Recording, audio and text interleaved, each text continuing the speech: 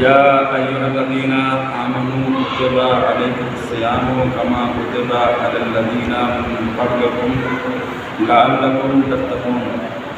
حضرات مومنین السلام علیکم۔ السلام ورحمۃ اللہ وبرکاتہ۔ آج ماہ رمضان مبارک کی تیسری تاریخ ہے اور اس سلسلہ کا جو ہے تیسرا مرحلہ ہے۔ پھر سب سے پہلے ماہ رمضان کی اور روزے کی فضیلت میں ایک حدیث جو ہمارے اور آپ کے چھٹے امام جعفر امام ارشاد فرماتے ہیں کہ اللہ ہمیں روزے کو اس لیے واجب قرار دیا ہے تاکہ امیر اور غریب کے درمیان کا جو ہے فرق دور ہو جائے، امیر اور غریب کے درمیان مساوات ہو جائے، برابری ہو جائے۔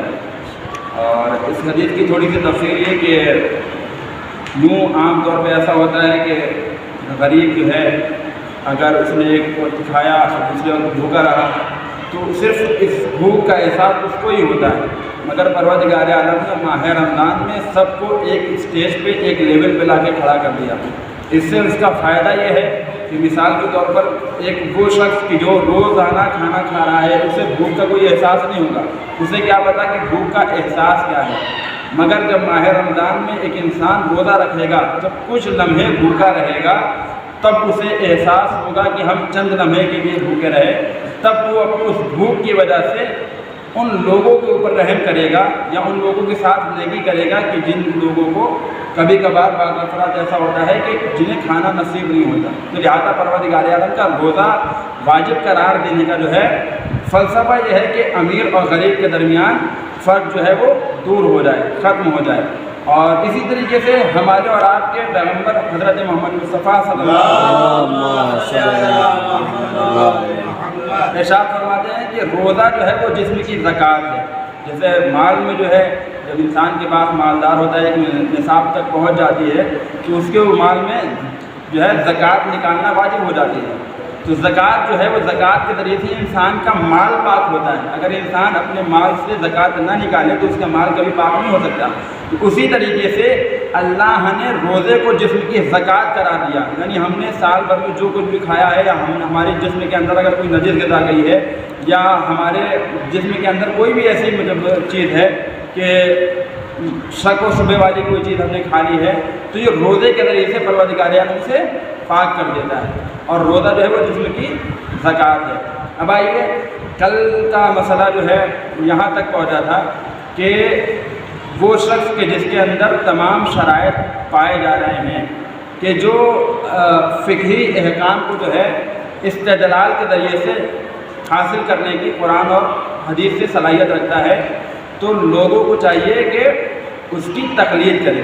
اب دیکھیے سب سے پہلا مسئلہ یہ ہے کہ وہ شخص کہ جو نہ تو مجتہد ہے اور نہ ہی کسی کی تقلید کرتا ہے، تو اس شخص کے نماز اور روزے تمام عبادتیں اور وہ اعمال کہ جن میں تقلید کی ضرورت ہے، اگر کوئی شخص تقلید نہیں کر رہا ہے تو اس کے تمام نماز، روزے اور تمام عبادتیں اور تمام اعمال اس کے باطل ہیں، کیونکہ تقلید جو ہے وہ واجب ہے، تقلید کرنا واجب ہے۔ یا تو انسان خود اس بات کی صلاحیت رکھتا ہو کہ اپنے مسائل کو جو ہے قرآن اور حدیث کے ذریعے سے حاصل کر سکے، یا پھر جو ہے اسے دوسرا آپشن یہ ہے کہ وہ کسی مجتہد یا کسی مرجع کی تقلید کرے، اور اگر وہ ایسا نہیں ہے تو اس کے تمام اعمال، تمام عبادتیں کہ جن میں تقلید کی ضرورت ہوتی ہے وہ سارے کے سارے اس کے اعمال اور عبادتیں باطل ہیں۔ اب دیکھیے دوسرا مسئلہ یہ ہے کہ تقلید کہتے کسے ہیں؟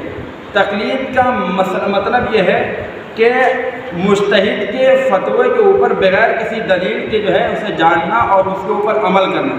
یعنی پہلے آپ کو پہلے اسٹیپ میں آپ کو اختیار ہے کہ آپ دیکھیں کہ آپ کو کس کی تقلید کرنی ہے۔ جب آپ نے اس سے مجتہد اور مرجع مان کر اس کی تقلید کر لی تو اب وہ جو عمل بتا رہا ہے کہ نماز کس طریقے سے پڑھی جائے گی یا وضو کس طریقے سے کیا جائے گا، تو اب آپ کے اوپر واجب ہے کہ آپ اس کے فتوے کے اوپر عمل کریں، اب اس میں آپ کو چوں چرا کی گنجائش نہیں ہے۔ اور ایک مسئلہ اور یہ بتائیے کہ ایک سوال ہے بچوں سے کہ تقلید جو ہے وہ اصول دین میں ہے یا پھر فروع دین میں؟ تقلید کن امور میں کی جائے گی؟ اصول دین میں کی جائے گی یا فروع دین میں؟ تو تقلید جو ہے وہ اصول دین میں نہیں ہے. اصول دین میں کسی کی تقلید جائز نہیں ہے، چونکہ اصول دین میں انسان کو اپنی عقل کے مطابق، اپنی بصیرت کے مطابق خود وہ فیصلہ کرے گا. اصول دین کو اپنی عقل کے مطابق سمجھنا ہے، یعنی پروردگار ایک، اللہ ایک ہے اور وہ عادل ہے، اور نبوت پہ اعتقاد، اور امامت پہ اعتقاد، اور قیامت پہ اعتقاد. تو یہ جو ہے یہ تمام چیزیں، یہ جسے ہم بولتے ہیں اصول دین، اور اپنی زبان میں جسے بولتے ہیں عقائد. عقائد میں کسی کی تقلید واجب نہیں ہے. یہ انسان جو ہے اپنی عقل کے مطابق اور اپنی بصیرت کے مطابق جو ہے اس کے اوپر عمل کرے گا اور اسے قبول کرے گا. تقلید صرف اور صرف کی جائے گی تو فروع دین میں کی جائے گی. تقلید کا تعلق جو ہے وہ فروع دین سے ہے. اب آئیے، جس شخص کی تقلید کی جا رہی ہے اس کے اندر کون کون سے شرائط پائے جانے چاہیے. ایک مجتہد، ایک مرجع کے اندر کیا شرائط پائے جانے چاہیے؟ تو 7 چیزیں ایسی ہیں کہ جس کے اندر وہ پائی جائیں تو وہ جو ہے تقلید جس کی جا رہی ہے اس کے اندر 7 چیزوں کا ہونا ضروری ہے. ہم جس مجتہد، ہم جس مرجع کی تقلید کر رہے ہیں اس کے اندر 7 باتوں کا ہونا ضروری ہے. پہلا، مرد ہو، بالغ ہو، عاقل ہو، شیعہ اثنا عشری ہو، اور حلال زادہ ہو، عادل ہو، اور زندہ ہو. پہلی شرط کیا ہے؟ مرد ہونا.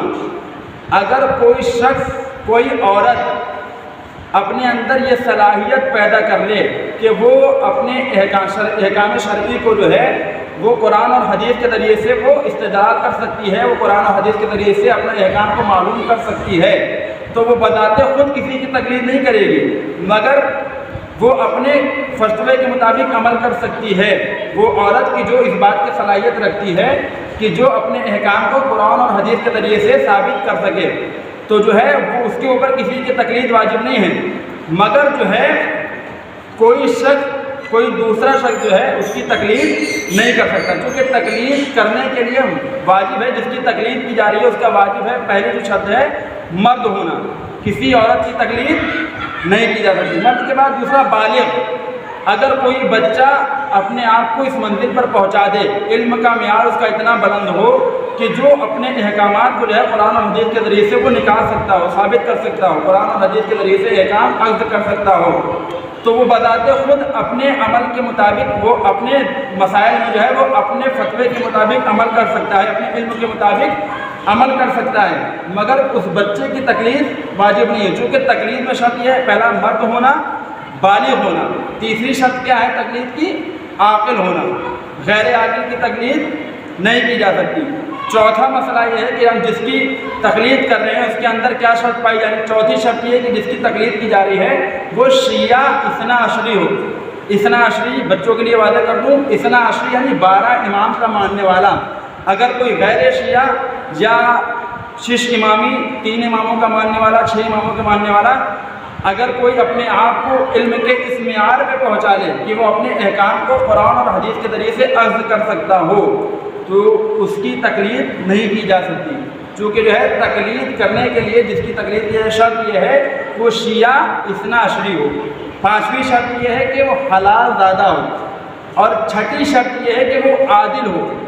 عادل سے مراد یہاں پر یہ ہے کہ وہ تمام واجبات کو انجام دیتا ہو اور محرمات سے پرہیز کرتا ہو.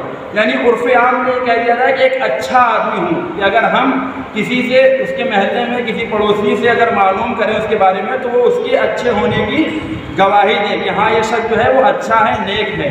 تو عادل ہونے سے مراد یہ. اور سب سے آخری شرط کہ جس کی تقلید کی جا رہی ہے وہ زندہ ہونا چاہیے.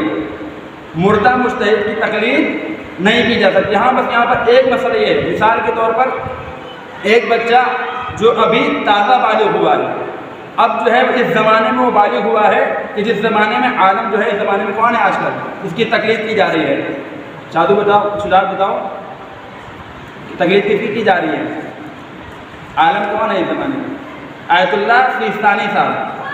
آیت اللہ سیستانی صاحب کی جو تقلید کی جا رہی ہے، اگر کوئی بچہ ابھی اس زمانے میں بالغ ہو تو اب خوئی صاحب چونکہ وہ انتقال فرما گئے، ان کی رحلت ہو چکی ہے، لہذا اب کوئی اس زمانے میں بالغ ہونے والا بچہ خوئی صاحب کی تقلید نہیں کر سکتا، بلکہ اگر وہ تقلید کرنا چاہتا ہے تو اسے سیستانی صاحب کی تقلید کرنی پڑے گی، یا پھر اور دوسرے مراجع کرام جو ہیں تو ان میں سے کسی کی تقلید کر سکتا ہے۔ لیکن ہاں ایک مسئلہ یہ ہے، مردے کی تقلید پر باقی رہا جا سکتا ہے۔ مثال کے طور پر ہم سے بزرگ افراد جو یہاں پر بیٹھے ہوئے ہیں، جب وہ بالغ ہوئے ہوں گے تو ان کے زمانے میں عالم جو تھے وہ خوئی صاحب تھے، تو لہٰذا اگر وہ خوئی صاحب کی تقلید کر رہے تھے اور اب ان کی زندگی میں ہی خوئی صاحب کی رحلت ہو گئی، خوئی صاحب کا انتقال ہو گیا، تو مردے کی تقلید پر اس شرط میں باقی رہا جا سکتا ہے کہ وہ جو پرانے احکام جو ہیں وہ اس کے اوپر باقی رہیں۔ لیکن اگر انہیں کوئی نیا مسئلہ درپیش آتا ہے تو نئے مسئلے میں جو ہے اپنے وقت کے عالم اور مجتہد کی طرف رجوع کریں گے۔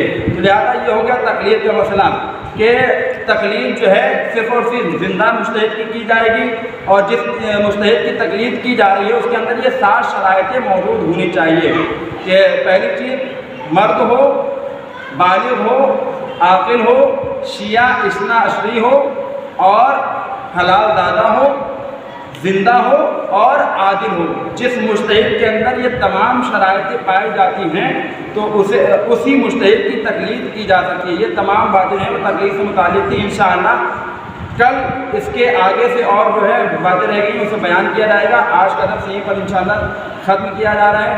انشاءاللہ کل آنے والے جو درس ہے اس میں جو ہے مجتہد کی شرح، مجتہد کو پتہ کرنے کا طریقہ انشاءاللہ بتائیں کہ کس طریقے سے ہم معلوم کریں کہ ایک انسان مجتہد ہے یعنی۔ بسم اللہ الرحمن الرحیم، اللہ وملائکتہ یصلون علی النبی یا ایھا الذین آمنوا صلوا علیہ وسلموا تسلیما۔